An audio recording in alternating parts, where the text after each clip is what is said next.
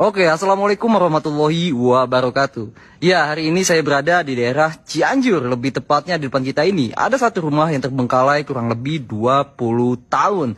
Ya, inilah rumah Bu Hartati. Oke, info yang saya dapat, Ibu Hartati melakukan sebuah pesugihan, yang dimana Bu Hartati itu menumbalkan anaknya sendiri untuk sebuah pesugihannya. Ya, rumah ini dibangun pada tahun 1985 dan mulai kosong atau terbengkalai pada tahun 2005. Wow, ini luar biasa. Kita coba masuk ke bagian dalam ya. Seperti apa? Assalamualaikum warahmatullahi wabarakatuh. Oh, dan di sini masih ada lemari-lemari, dan ini mungkin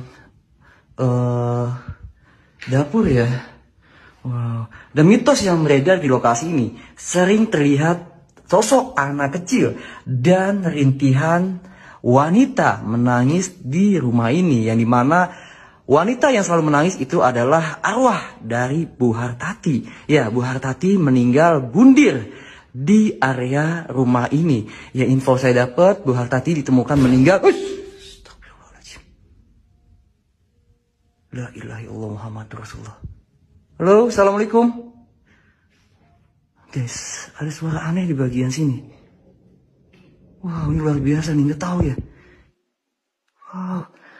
Oke, kita coba masuk lagi ke bagian sini. Dan Bu Hartati ditemukan meninggal di bagian sofa yang ada di depan kita. Dan ini adalah mainan sepedaan anaknya dari Bu Hartati. Dan anak Bu Hartati meninggal tenggelam di bagian kolam renang belakangnya, guys. Wow, ini luar biasa sekali. Dan ini jelas banget ada interaksi yang kita dapat di bagian kamar ini. Wow. Oke, jadi seperti ini masih ada kasur-kasurnya. Wow, dan ini bagian kamar mungkin anaknya ya. Dan sini adalah kolam renangnya, guys. Kalian harus lihat di mana tempat Bu Hartati anaknya meninggal tenggelam di bagian kolam renangnya. Nah, ini kolam renangnya. Wow, yang dimana banyak yang bilang meninggalnya anak Bu Hartati itu adalah sebagai tumbal pesugihan Bu Hartati. Wow, ini luar biasa sekali teman-teman. Banyak kamar-kamar ya. Wow. Dan memang sering terlihat sosok ya, pocong di bagian lokasi rumah ini. Yang dimana sosok pocong itu adalah sosok dari pesugihan Bu Hartati. Wow, kita coba masuk ke bagian area luarnya. Ini benar-benar luar biasa teman-teman. Bismillahirrahmanirrahim. Oke, kita masuk ke bagian area kolam renangnya seperti apa. Oke. Wow, ini luar biasa guys, bagus ini. Dan kita dapat interaksi guys, pintunya tuh nutup tadi sendiri tuh. Dan ini bagian area kolam renang ya.